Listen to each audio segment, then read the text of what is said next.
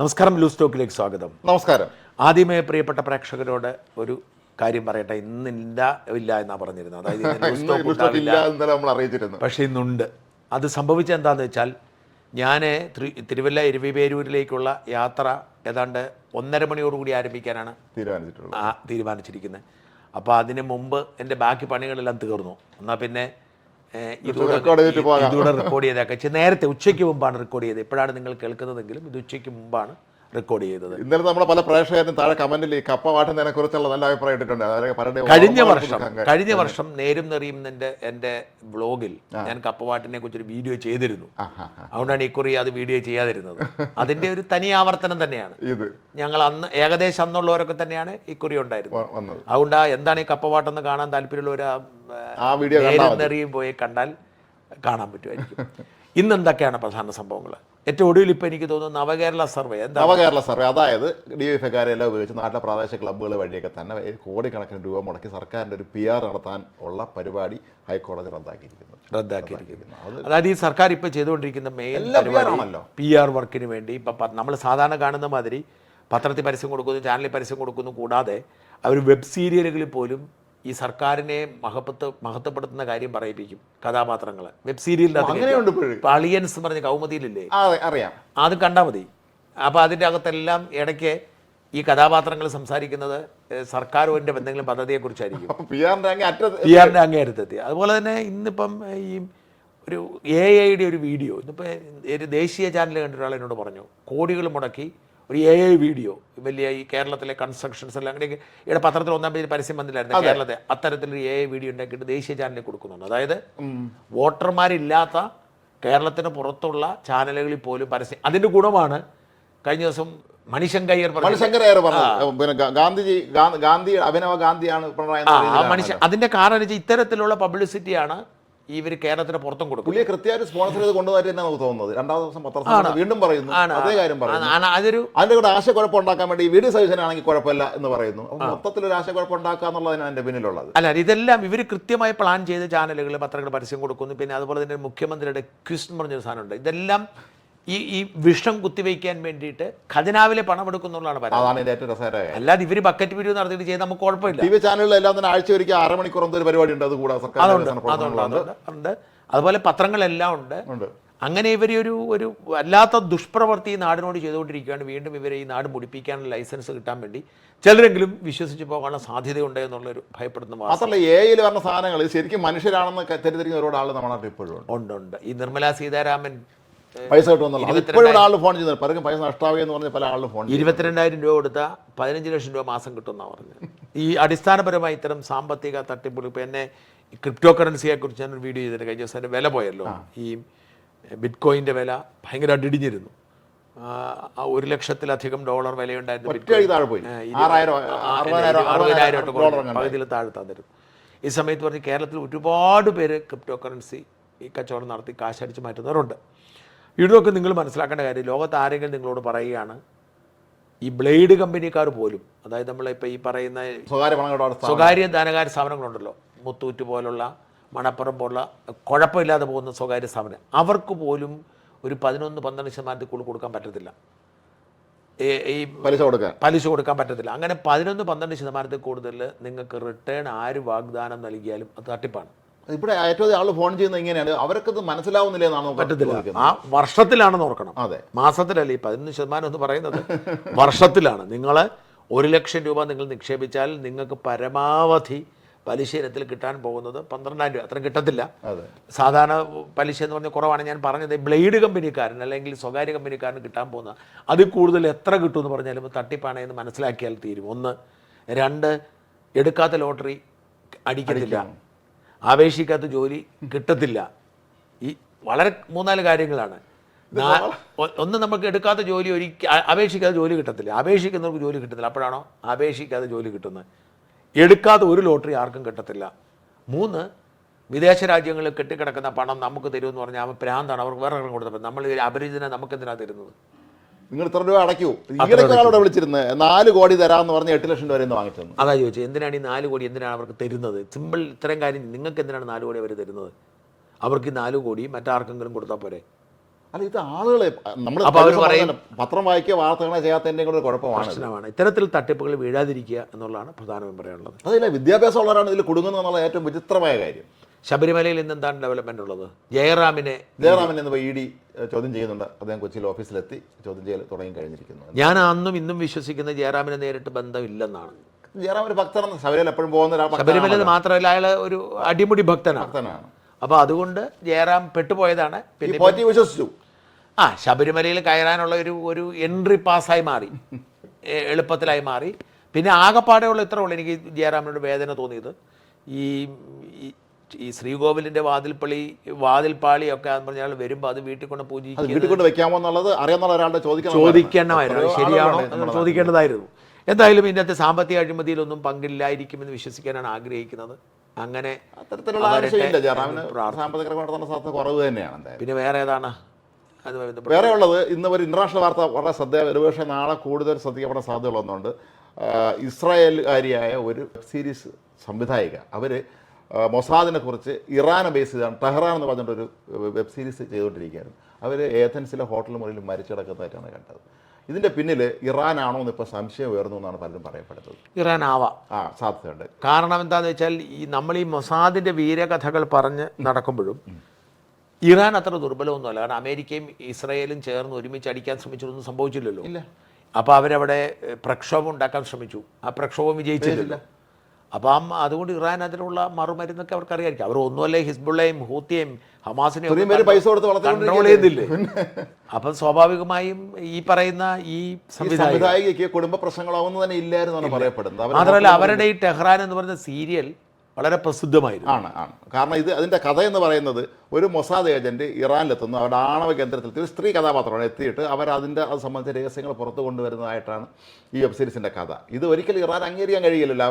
മാത്രമല്ല ഇറാനിൽ ഷൂട്ട് ചെയ്യാൻ ഒരിക്കലും പറ്റാത്തതുകൊണ്ട് അവർ പോയി ഗ്രീസിലെ ഏതൻസിലെ 2 സ്ഥലങ്ങളും തമ്മിൽ വളരെ രൂപസാറിച്ചുകൊണ്ട് പോലും. അപ്പോൾ അങ്ങനെ അവിടെ തന്നെ ഒരു ഷൂട്ട് ചെയ്തുകൊണ്ടിരുന്നത്. ഈ ഷൂട്ടിംഗ് ഇടയിലാണ് ഒരു ഹോട്ടൽ മുറിയിൽ മരിച്ചു കിടക്കുന്നതായി കാണപ്പെടുന്നത്. എന്തായാലും മൊസാദിൻ്റെ അതേ അഭ്യാസങ്ങൾ ഇറാനും പഠിച്ചിരിക്കുന്നു എന്നുള്ളത് ഇസ്രായേലിനെ ആശങ്കപ്പെടുത്തുന്ന കാര്യം. അതുകൊണ്ടാവും ഒരുപക്ഷെ അമേരിക്കയുടെ മേൽ സമ്മർദ്ദം ചെലുത്തിക്കൊണ്ടിരിക്കുന്നത് ഇറാനെ ആക്രമിക്കണം. അതെ, നിരന്തരം ആക്രമണം നടത്താൻ അവരിപ്പോൾ സമ്മർദ്ദം ചെലുത്തിക്കൊണ്ടിരിക്കുകയാണ്. നെതന്യാഹു വീണ്ടും ആവശ്യപ്പെടുകയാണ്. പക്ഷേ അത് പ്രധാനപ്പെട്ട യുദ്ധക്കപ്പലെല്ലാം ഇങ്ങോട്ട് വരികയും ചെയ്തിട്ടുണ്ട്. നമുക്ക് നമ്മുടെ വിഷയത്തിലേക്ക് കടക്കാം. നമ്മുടെ പ്രധാനപ്പെട്ട വിഷയം എന്ന് പറയുന്നത് വളരെ കോൺട്രവേഴ്സി ആയിട്ടുള്ള സബ്ജക്റ്റാണ്. ഞാനത് ഈ പിണറായി വിജയൻ്റെ സർക്കാരിന് അവർ മെറിറ്റിൻ്റെ പുറത്ത് അധികാരത്തിലെത്തിയ ആളല്ല. കൃത്യമായ പൊളിറ്റിക്കൽ സ്ട്രാറ്റജിയും സോഷ്യൽ എഞ്ചിനീയറിംഗ് കൊണ്ട് മുഖ്യമന്ത്രി ആളാണ്. നമ്മൾ ആ പിണറായിയുടെ ഒരു ബയോഡാറ്റ പരിശോധിച്ച് നോക്കണം. CPM-ലെ ഒരു കാലത്ത് ഒരു ജനകീയ നേതാവായിരുന്നില്ല പിണറായി വിജയൻ. അല്ല, കണ്ണൂരായതുകൊണ്ട് മാത്രം ജയിച്ചത്. തെക്കൻ ജില്ലയിലെ നേതാവായിരുന്ന ഈ രീതിയിൽ ഒരിക്കലും കണ്ണൂരായിരുന്നു. പുള്ളി ഒരു സർവാധിപതിയുടെ എല്ലാ ക്യാരക്ടറും ഉണ്ടായിരുന്നു. അങ്ങനെ പുള്ളി മന്ത്രിസഭയിലെത്തുന്നു. നായനാർ മന്ത്രിസഭയിൽ 96 ഈ നായനാർ മന്ത്രിസഭ ചടയൻ ഗോവിന്ദ് മരിച്ചപ്പോൾ സ്വാഭാവികമായും കണ്ണൂരിൻ്റെ ഏറ്റവും പ്രമുഖനായ നേതാവെന്ന നിലയിൽ പാർട്ടി സെക്രട്ടറി ആവും. അത് ശരിക്കും പറഞ്ഞാൽ VS-ന്റെ സഹായത്തോടു കൂടിയാണ്. VS കൂടെ മനസ്സ് വെച്ചാലേ ഈ സാധിക്കുള്ളൂ പാർട്ടി സെക്രട്ടറി ആക്കാൻ. VS ആയിരുന്നു അന്ന് പവർഫുൾ ആയിരുന്നു. തീർച്ചയായും. അതിനെക്കുറിച്ച് പല കഥകളും കേട്ടിട്ടുണ്ട്. ഇദ്ദേഹം ഈ VS-ന്റെ വാഹനത്തിൽ കയറുന്നതിന് വേണ്ടി AK സെൻ്റർ മണിക്കൂറുകൾ ഇരിക്കുമായിരുന്നു പറഞ്ഞത്. VS പോകുമ്പോൾ കൂടെ പോയി ഒപ്പം കയറാൻ വേണ്ടിയിട്ട്. അത്തരം ഒരു സ്ട്രാറ്റജിയിലൂടെയാണ് പിണറായി വിജയൻ. എത്ര പവർഫുൾ ആയിരുന്നു VS പാർട്ടി സെക്രട്ടറി ആയിരുന്ന സമയത്ത് ഒക്കെ തന്നെ അതിശക്തനായിരുന്നല്ലേ. അങ്ങനെയാണ് ഈ പാർട്ടിയുടെ സെക്രട്ടറി. ഈ പാർട്ടി സെക്രട്ടറി ആയിരുന്ന ഈ കാലയളവിൽ 14 വർഷവും കൊണ്ടു 16 നീണ്ടുള്ള പാർട്ടി സെക്രട്ടറി ആയിരുന്ന കാലത്ത് അദ്ദേഹം കൃത്യമായി മുഖ്യമന്ത്രി കേസർ ഉറപ്പിക്കാനായിട്ടൊരു സ്ട്രാറ്റജി ഉണ്ടാക്കി. അദ്ദേഹം CPM അന്ന് വരെ പിന്തുടർന്ന എല്ലാ നയങ്ങളെയും പൊളിച്ചെഴുതാൻ തീരുമാനിച്ചു. അന്ന് മുതൽ അന്നേ ഓർക്കണം, VS-ന്റെ കാലത്ത് തന്നെ ഫാരിസ് അബൂബക്കർ, സാന്റിയാഗോ മാർട്ടിൻ, എല്ലാവരും. ഈ സാന്റിയാഗോ മാർട്ടിൻ്റെ ഭാര്യ എന്ത് BJP ചേർന്ന് വാർത്ത കണ്ടായിരുന്നു? ഞാൻ കഴിഞ്ഞ ദിവസം കണ്ടായിരുന്നു. അത് വേണ്ട പോലെ ശ്രദ്ധിക്കപ്പെടാതെ പോയി. തമിഴ്നാട്ടിലായിരിക്കും. ഫാരിസ് അബൂബക്കർ, സാന്റിയാഗോ മാർട്ടിൻ, അക്കാലത്തെ മറ്റേ ചാക്ക് രാധാകൃഷ്ണൻ, അക്കാലത്ത് ഏറ്റവും കുപ്രസിദ്ധരായിരുന്ന ഈ കളങ്കിതരായ കച്ചവടക്കാരുടെയൊക്കെ വക്താവായി ഇവരുടെയൊക്കെ കുടുംബവുമായിട്ട് വലിയ അടുപ്പമുണ്ടായി. പിന്നെ അതിൻ്റെ ഈ ബെർലിൻ കുഞ്ഞനന്ദാരുടെ പുസ്തകത്തിൽ പറയുന്നത്, അതാണ് ഞാൻ പറയുന്നത്, ബെർലിൻ്റെ പുസ്തകത്തിൽ പറയുന്നതൊക്കെ തന്നെ ഇവരായിട്ടുള്ള ബന്ധങ്ങളാണ്. അതെ, ബന്ധങ്ങൾ, മോൾക്ക് അഡ്മിഷൻ വാങ്ങിക്കാൻ പോയ കഥ, അതിൽ ഒരു ഇടപെട്ട കഥകൾ. അപ്പം അങ്ങനെ ഈ കളങ്കിത കച്ചവടക്കാരെ, കളങ്കിത മത നേതാക്കളെ അങ്ങനെ ഒരു പ്രീണന രാഷ്ട്രീയം ഉണ്ടാക്കുകയും അവരിൽ നിന്ന് കിട്ടുന്ന സുഖങ്ങൾ പിൻപറ്റുകയും ചെയ്തിരുന്ന മനുഷ്യനാണ്. അതായത് പറയുന്ന വാക്കും ചെയ്യുന്ന പ്രവർത്തിയും തമ്മിലൊരു ബന്ധമുണ്ടായിരുന്നു. അങ്ങനെ അദ്ദേഹം പാർട്ടിയെ പിടിച്ചടക്കി മുഖ്യമന്ത്രിയാണ് തീരുമാനിക്കുന്നത്. അപ്പോൾ അദ്ദേഹം അതിനുവേണ്ടി ചെയ്ത ഏറ്റവും വലിയ സ്ട്രാറ്റജി 2009 മണ്ഡല പുനർവിഭജനമാണ്. 2009 മണ്ഡല പുനർവിഭജനത്തിൽ എന്താ സംഭവിച്ചതെന്ന് വെച്ച് കഴിഞ്ഞാൽ കോടിയേരി ബാലകൃഷ്ണൻ ചുമതല ഏൽപ്പിച്ച് പിണറായി മോണിറ്റർ ചെയ്ത് കൃത്യമായി CPM അനുകൂലമായി മണ്ഡലം കൂടെ മാറ്റി. അതെ, പല കോൺഗ്രസ് MLA മാരും കൂട്ടുന്നു പറയപ്പെടുന്നു. അവർക്ക് ചില സേഫായ സ്ഥലങ്ങൾ വെട്ടി. അല്ല, അങ്ങനൊന്നുമല്ല. ആ കോൺഗ്രസ് അത് വെച്ചിരുന്ന രണ്ടുപേരെയായിരുന്നു, MP ഗംഗാധരനെയും PP ജോർജിനെയും. രണ്ട് കമ്മിറ്റി ഉണ്ടാവണോ, ഈ കമ്മിറ്റി ഉണ്ടാക്കണമല്ലോ. അപ്പോൾ കോടിയേരി ബാലകൃഷ്ണൻ ചുമതല കൊടുത്ത് വേറൊരു നേതാവിനെ കൂടെ ഇട്ടു. CPM കോൺഗ്രസ് MP ഗംഗാധരനെയും PP ജോർജിനെ ഏൽപ്പിച്ചു. ഈ രണ്ടുപേർക്ക് ഇതിനെക്കുറിച്ച് യാതൊരു ധാരണയില്ല. രണ്ടുപേരും മീറ്റിംഗ് കൂടുമ്പോൾ ചായ കുടിക്കും, അവർ കിടന്നുറങ്ങും. പിണറായി കോടിയേരി എന്ത് ചെയ്തു, അവർക്ക് എല്ലാ സൗകര്യങ്ങളും ചെയ്തും കൊടുത്തു. അതായത് ഇവർക്കൊരു ഈ യോഗത്തിൽ വരുമ്പോൾ. അപ്പോൾ അതുകൊണ്ട് ഇവർ ഈ കോടിയേരി കഷ്ടപ്പെട്ട് കൃത്യമായി പിണറായും കോടിയേരിയോട് എഴുതി പ്ലാൻ ചെയ്ത് മണ്ഡലം വരച്ചു കൊണ്ട് കൊടുത്തു. ഇവർ ഒപ്പിട്ട് കൊടുത്തു. അങ്ങനെയാണ് ആദ്യത്തെ ഇതുണ്ടാകുന്നത്. അപ്പോഴാണ് വലിയൊരു അപകടം ഉണ്ടാകുന്നത്. അങ്ങനെ 2009 മണ്ഡല പുനർവിഭജനത്തോടെ 60 സീറ്റ് ഏത് പ്രതികൂല സാഹചര്യത്തിലും ഇടതുമുന്നണിക്ക് ലഭിക്കുന്ന സാഹചര്യം ഉണ്ടായി. അപ്പോൾ എന്താ ചെയ്യേണ്ടത്, 11 സീറ്റുകൾ പിടിച്ചാൽ ജയിക്കാം. അതുകൊണ്ടാണ് 2011 തെരഞ്ഞെടുപ്പ് നടക്കും. ആദ്യത്തെ തെരഞ്ഞെടുപ്പ് അതാ, ഈ പുതിയ മണ്ഡല വിഭജനം. 2011 ഉറപ്പായിട്ടും തുടർഭരണം ഉണ്ടാവുമായിരുന്നു. കാരണം VS അച്യുതാനന്ദൻ നല്ല പേരാണ്. മണ്ഡൽ പുനർവിഭജനം നടന്നത് 2006 മുഖ്യമന്ത്രി ആവാൻ നടത്തിയ പിണറായിയുടെ ശ്രമം പരാജയപ്പെടുത്തിക്കൊണ്ടാണ് മുഖ്യമന്ത്രിയായത്. അപ്പോൾ 2011 എന്താ സംഭവിച്ചതെന്ന് വെച്ച് കഴിഞ്ഞാൽ ഈ പറയുന്ന അനുകൂല സാഹചര്യം ഉണ്ടായാൽ വീണ്ടും VS മുഖ്യമന്ത്രിയാവും. ഒരു കുഴപ്പമില്ല, ജനകീയനെ നിൽക്കുന്നത് കൊണ്ടാണ് പിണറായി വിജയൻ കഷ്ടപ്പെട്ടാണ് 2011 തുടർഭരണം നഷ്ടപ്പെടുന്നത്. 2 സീറ്റിലാണ്. അതായത് എവിടെയെല്ലാം UDF ജയിക്കാൻ പറ്റും അവിടെയെല്ലാം സഹായം ചെയ്തു. പിണറായി പാർട്ടി സെക്രട്ടറിയാണ്. അങ്ങനെ പിണറായി ഒരുപക്ഷെ 2016 ജയിച്ചതിനേക്കാൾ കൂടുതൽ കഷ്ടപ്പെട്ടിരിക്കുന്നത് 2016 തോക്കാനായി. അല്ല, അറിയാം, കൃത്യമായിട്ട് അറിയാം. ഇപ്പോൾ UDF അധികാരത്തിൽ വന്നാൽ പിന്നെ എളുപ്പമായെന്നറിയാം. എന്നിട്ടും 2016 ആത്മവിശ്വാസം ഇല്ലാത്തതുകൊണ്ടാണ് VS കൂടെ മത്സരിപ്പിച്ചത് വീണ്ടും. പക്ഷേ VS മത്സരിച്ചു. ഇലക്ഷൻ ഫലം വന്നപ്പോൾ പിന്നെ ഒരു സംശയമേ ഇല്ല, പിണറായിക്കില്ല. പിണറായിയാണ് മുഖ്യമന്ത്രി. അപ്പോൾ അങ്ങനെ കയറി ഈ നുണ പറഞ്ഞും PR, ഇപ്പോൾ ആദ്യം നമ്മൾ സംസാരിച്ച മാതിരി PR വർക്കുകൾ നടത്തിയും കള്ളങ്ങൾ പറഞ്ഞും ജനങ്ങളെ കബളിപ്പിച്ചുമൊക്കെ ഇവരിങ്ങനെ കൊണ്ടുവന്നു. ദുരന്തം കിട്ടി. രണ്ടാമത് അങ്ങനെയാണ് ഈ ദുരന്തങ്ങൾ. 2010 വെള്ളപ്പൊക്കം വരുന്നു, കോവിഡ് വരുന്നു, അങ്ങനെ ഇതെല്ലാം കൂടെ കൂട്ടും. നിപ്പ വരുന്നു, ഇതിന് അപ്പം ശൈലജ ടീച്ചറിൻ്റെ പബ്ലിസിറ്റി പ്രചരണം ഒരു വശത്ത്. അങ്ങനെ ഈ നുണപ്രചരണവും ഈ സോഷ്യൽ മീഡിയയുടെ അസാധാരണ ഉപയോഗമല്ല, അതിനുള്ള കഴിവൊന്നും കോൺഗ്രസ്സുകാർക്കില്ല. അങ്ങനെ 2021 വീണ്ടും അധികാരത്തിൽ വരുന്നു. 2020 അധികാരത്തിൽ വന്നു പിണറായിക്ക് അഹങ്കാരം കൂടി. പിണറായി വിചാരിക്കുന്നു ഞാനില്ലാതെ ഇനി മറ്റൊരു ആളില്ല എന്ന്. ആ തുടർഭരണം മൂന്നാമത് എത്തിക്കാനും പിണറായിയുടെ നീക്കം നടക്കുമ്പോഴാണ് തദ്ദേശ സ്വയംഭരണ തെരഞ്ഞെടുപ്പ് തോൽവിയുണ്ടായിരിക്കുന്നത്. ഇതോടെ CPM പിണറായിക്ക് 2 കാര്യങ്ങൾ ബോധ്യപ്പെട്ടു. ഒന്ന്, മൂന്നാം ഭരണം ഉണ്ടാവാനുള്ള സാധ്യതയില്ല. ഈ മൂന്നാം ഭരണം ഉണ്ടാവാതിരിക്കാൻ 2 കാരണങ്ങളാണ് ഉണ്ടായത്. ഒന്ന്, ഈ കഠിനമായ തീവ്ര ഇസ്ലാമിക പ്രീണനവും ഈ അഴിമതിയും സ്വജനപക്ഷപാതവും എല്ലാം കൊണ്ട് പാർട്ടിക്കാർ പിണറായിയെ വെറുത്തു. പാർട്ടി വിട്ടുപോകുന്നു. BJP വളരുന്നു. CPM ഒരു തവണ എന്തായാലും തോക്കുമ്പോൾ സച്ചിദാനന്ദൻ പറഞ്ഞ പോലെ ഒരിക്കൽ കൂടി തോക്കണമെന്ന് ആഗ്രഹിക്കുന്ന എണ്ണം കൂടുന്നു. മറുവശത്ത് പിണറായി വിജയൻ BJPയുടെ ഒരു B ടീമാണ് എന്നുള്ള ഒരു ബോധ്യം മുസ്ലിം കമ്മ്യൂണിറ്റിക്കുണ്ടായി. അത് അൻവറാണ് അതിൻ്റെ ഒരു കാരണക്കാരൻ. ഇവിടെ പിടിച്ചു നിൽക്കാൻ മറ്റൊരു നിവൃത്തിയില്ലാതെ നിന്നപ്പോഴാണ് പിണറായി ഈ വർഗീയ കാർഡിറക്കുന്നത്. പിണറായിക്ക് നേരിട്ട് പറയാൻ ബുദ്ധിമുട്ടുള്ളതുകൊണ്ട് എല്ലാം വെള്ളാപ്പള്ളി കൊണ്ടൊക്കെ പറയുകയാണ്. നേരിട്ടും പറയുന്നുണ്ട്. ചിലത് അപ്പം ഞാൻ ശ്രദ്ധിച്ചത് നമ്മൾ ചർച്ച ചെയ്യേണ്ടതും ഈ അടുത്ത കാലത്ത് പിണറായിയും മന്ത്രി രാജീവും ശിവൻകുട്ടി അടക്കം സകല മന്ത്രിമാരും പറഞ്ഞ ഒരു കാര്യം, ജമാഅത്ത് ഇസ്ലാമിയെ ചൂണ്ടിക്കാണിച്ചുകൊണ്ട് വീണ്ടും ഒരിക്കൽ കൂടി UDF അധികാരത്തിൽ വന്നാൽ അത് ജമാഅത്ത് ഇസ്ലാം മുസ്ലിം ഭരണം. ജമാഅത്ത് ഇസ്ലാമിൻ്റെ കാര്യം ഇവർ പറയുന്നുള്ളൂ. ഈ ജമാഅത്ത് ഇസ്ലാമിന് ഇവർ പറയുന്ന ഈ സാധനം ഏറ്റുപിടിച്ച് സംഘികളുടെ നേതൃത്വത്തിൽ സോഷ്യൽ മീഡിയയിലും ക്രിസ്സംഘികളുടെ നേതൃത്വത്തിലും സംഘയുടെ നേതൃത്വത്തിലും ഇപ്പോൾ ഒരു LDF അനുകൂല ക്യാമ്പയിൻ നടക്കുകയാണ്. ഞാനത് പറയാൻ കാരണം ഏതാണ്ടൊരു സംഘം പരസ്യമായി തന്നെ ഞാൻ സംഘിയാണെന്ന് പറഞ്ഞ ഒരാളാണ് ഡോക്ടർ ആരിഫ് ഹുസൈൻ തെരുവോത്ത്. പുള്ളി പരസ്യമായി ഞാൻ സംഘിയാണെന്ന് പറയാറുണ്ട്. അപ്പോൾ എനിക്ക് ഭയങ്കര ഇഷ്ടമാണ് അദ്ദേഹത്തെ. 2-3 കാരണങ്ങൾ എനിക്കിഷ്ടം. ഒന്ന്, അദ്ദേഹം നല്ല സംഭാഷണമാണ്, നല്ല ശാന്തമായ സംഭാഷണമാണ്. 3, അദ്ദേഹത്തിൻ്റെ കോയ കോളിംഗ് പറഞ്ഞൊരു പരിപാടിയുണ്ട്. നിങ്ങൾ കണ്ടിട്ടില്ല? ഇല്ല, കണ്ടില്ല. കോയ കോളിംഗ് എന്ന് പറയും. അപ്പോൾ ഏത് മുസ്ലിം പ്രമാണിക്ക് ഇദ്ദേഹത്തെ വിളിക്കാം. ഇദ്ദേഹത്തെ വിളിച്ചാൽ ഇദ്ദേഹം അതിന് മറുപടി പറയും. അപ്പോൾ ഇപ്പം ഈ ആരിഫിനെ തോൽപ്പിക്കാമെന്ന് കരുതിയാണ് ആളുകൾ വിളിച്ചുകൊണ്ടിരിക്കുന്നത്. ലൈവാണ്. ആരിഫ് അവരെ മുഴുവൻ എടുത്ത് ആറ്റിലെറിയും. പക്ഷേ വിളി വന്നുകൊണ്ടിരിക്കും. ഈ ചോദ്യവും പറച്ചിലും കേൾക്കാൻ ഇഷ്ടം. എനിക്ക് നേരം കിട്ടിയാൽ ഞാൻ കേൾക്കുന്ന ഒരു പരിപാടിയാണ് ഈ കോയ കോളിംഗ്. യൂട്യൂബിലുണ്ട്. നല്ല രസമാണ് കോയ കോളിംഗ് കേൾക്കാനായിട്ട്. പക്ഷേ അദ്ദേഹം മുസ്ലിം ആയിരുന്നു.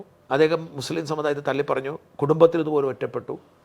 കടുത്ത മുസ്ലിം വിരോധി. പക്ഷേ അദ്ദേഹത്തോടുള്ള എൻ്റെ വിയോജിപ്പ് എന്ന് പറഞ്ഞാൽ അദ്ദേഹം ഇസ്ലാം എന്ന മതത്തെ തന്നെ അങ്ങ് തള്ളിപ്പറയുകയും പ്രവാചകനെയും അള്ളാഹുവിനെയും ഒക്കെ അധിക്ഷേപിച്ച് ഇപ്പം കഴിഞ്ഞ ദിവസം എന്താ പറഞ്ഞു, ഇപ്പം ചത്തു എന്നൊക്കെ പറഞ്ഞാൽ ഞാൻ പറഞ്ഞു ആ തരത്തിലാണ് അദ്ദേഹം പ്രതികരിച്ചത്. അതെ, അതിൽ അദ്ദേഹം ആ കടുത്ത ഭാഷ ഉപയോഗിക്കുന്ന തരത്തിലുള്ള പ്രതിഷ്ഠ. പിന്നെ അദ്ദേഹം ഹോമിയോയോടുള്ള പ്രശ്നം എനിക്ക്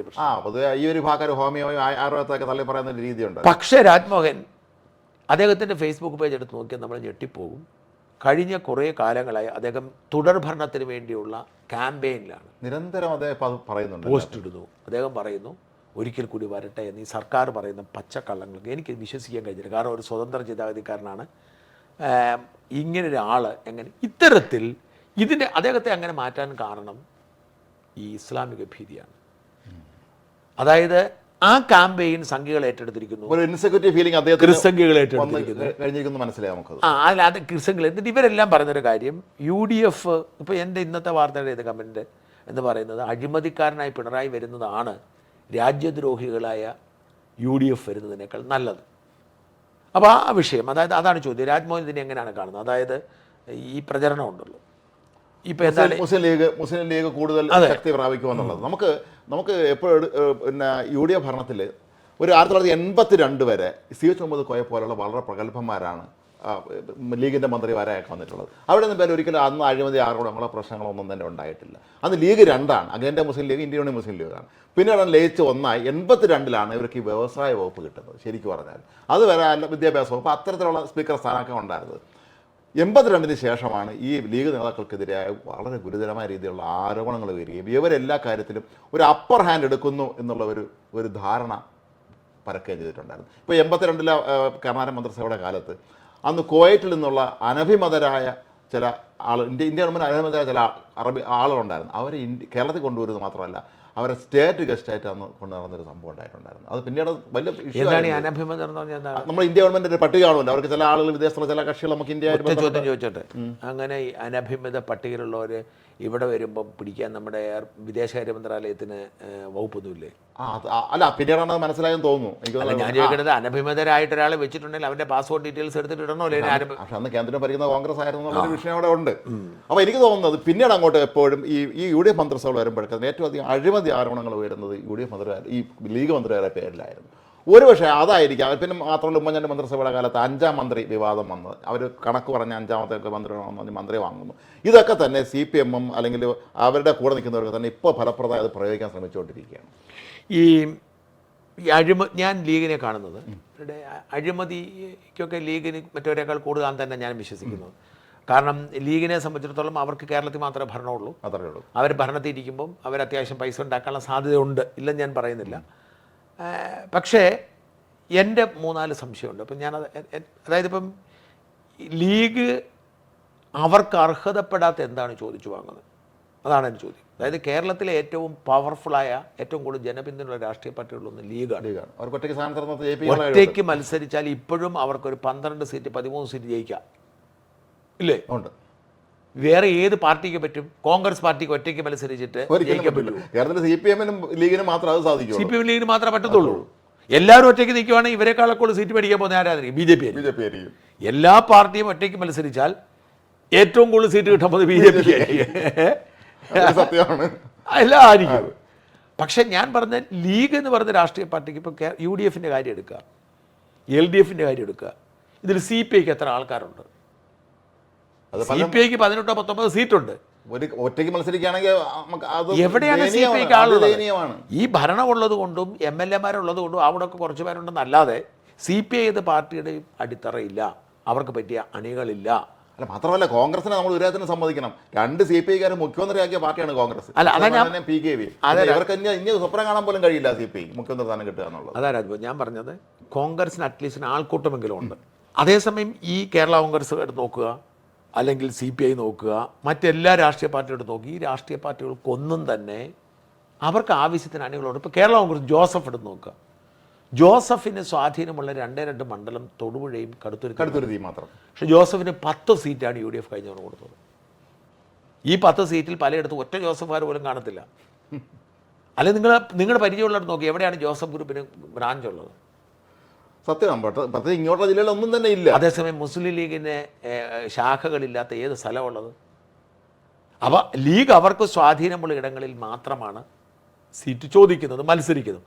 വാസ്തവത്തിൽ ലീഗിന് അതിനേക്കാൾ കൂടുതൽ, ഇപ്പോൾ കൊടുക്കുന്നതിനേക്കാൾ കൂടുതൽ സീറ്റിന് യോഗ്യതയുണ്ട്.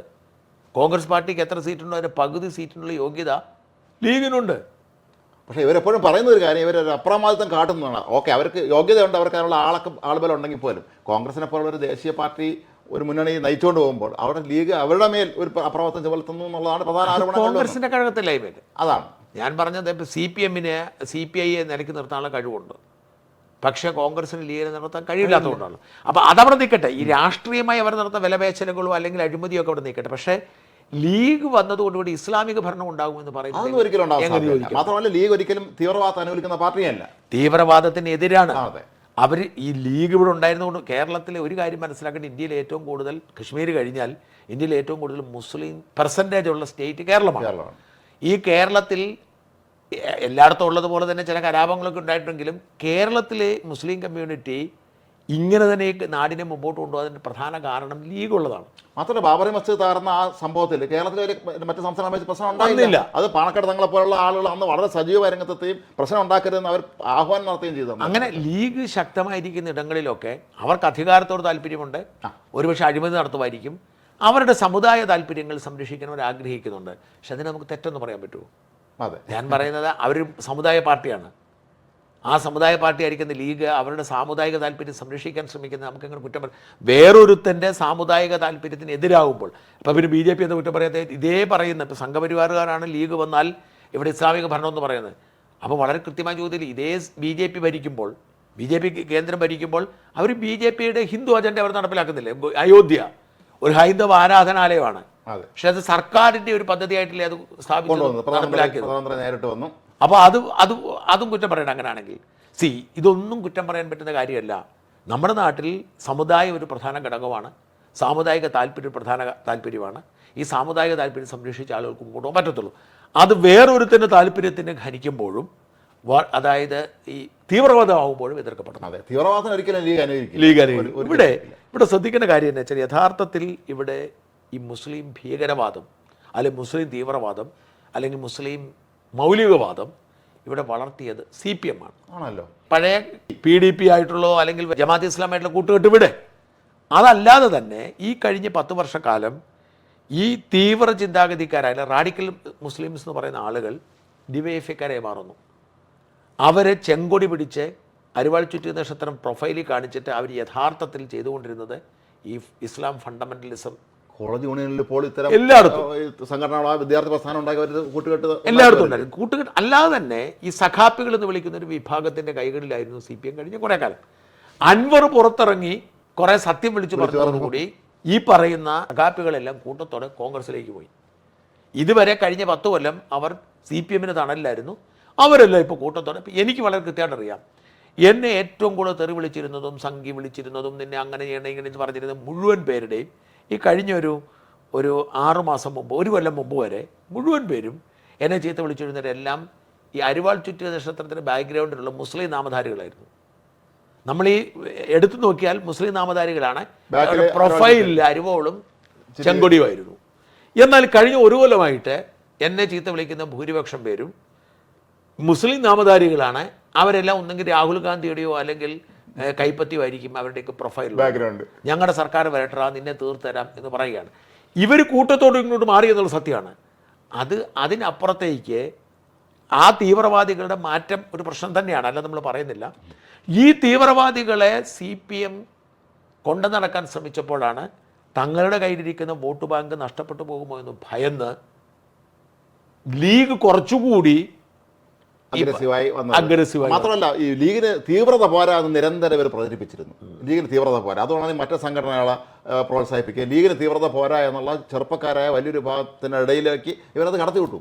ലീഗ് സമാധാനം പാലിക്കുന്ന ലീഗ് എല്ലാ കാര്യത്തിനും അങ്ങനെയാണല്ലോ. അവർ ഈ നമ്മൾ നേരത്തെ പറഞ്ഞ പോലെ അഴിമതി ആരോപണങ്ങൾ ഉണ്ടെന്നുള്ളത് ഒഴിച്ചാൽ ബാക്കി എല്ലാ കാര്യങ്ങളും അവർ സെക്കുലർ തന്നെയാണ്, അതിലൊന്നും ഒരു സംശയമില്ല. അങ്ങനെയാണ് ഈ INL രൂപപ്പെടുന്നത്. അതെ, തീവ്രത ലീഗിന് കുറവായതുകൊണ്ടാണ് INL രൂപപ്പെടുന്നത്. അതെ. ഈ INL എവിടെ ഇപ്പോൾ LDF മന്ത്രിസ്ഥാനം കൊടുത്തിരിക്കുന്നു.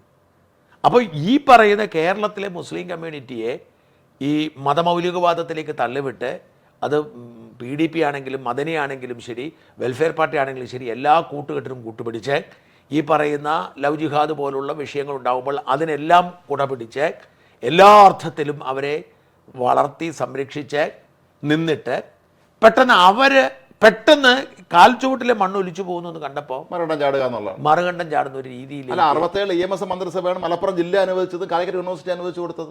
അന്ന് ലീഗ് ഇവരെ കൂടെ രാഷ്ട്രീയ മുന്നണിയിലായിരുന്നല്ലോ. അപ്പോൾ ഈ ഒരു അപകടം, അതായത് UDF കൊണ്ട് അധികാരത്തിൽ വന്നു കഴിഞ്ഞാൽ എല്ലാം കുഴപ്പത്തിലാകും, മറ്റേ ഇസ്ലാമിക ഭരണം വരുമെന്ന് പറയുന്നത് ഒരു മനഃപൂർവ്വം ഭീതി സൃഷ്ടിച്ച് ഈ വോട്ട് മറിക്കാനുള്ള നീക്കമാണ്. ഞങ്ങൾ ഹിന്ദുക്കളുടെ സംരക്ഷകരാണെന്ന് ഇപ്പോൾ സ്വയം പ്രഖ്യാപിക്കണം. എനിക്ക് തോന്നുന്നു സുപ്രീം കോടതിയിലും ശബരിമല പ്രവേശനം ബന്ധപ്പെട്ട് നേരത്തെ ഉണ്ടാകുന്ന വിപരീത അല്ലാതെ അങ്ങനെ ആക്കി വെള്ളാപ്പള്ളി പറഞ്ഞു കഴിഞ്ഞല്ലോ, ഇന്നലെ പറഞ്ഞല്ലോ. അല്ല, അങ്ങനെ ആക്കി. കാരണം ഇന്നലെ ഈ ജയദീപ് ഗുപ്ത ഇന്നലെ കോടതിയോട് പറഞ്ഞു, ഈ ശബരിമല ആചാര സംരക്ഷണത്തിൻ്റെ ഭാഗമായിട്ടുള്ള ഇവർ ഈ അവിടേക്ക് രണ്ടുപേരും എടുക്കുന്നുണ്ടായിരുന്നു, ഡെലിഗേറ്റ് അല്ല, എന്താണ് സുപ്രീം കോടതി ഒരു അഡ്വക്കേറ്റ് പരമേശ്വരൻ അമിക്കസ് ക്യൂറി കൂടാതെ രണ്ട് വാദത്വവും പിന്തുണയ്ക്കുന്ന ഓരോരുത്തരെ എടുത്തായിരുന്നു.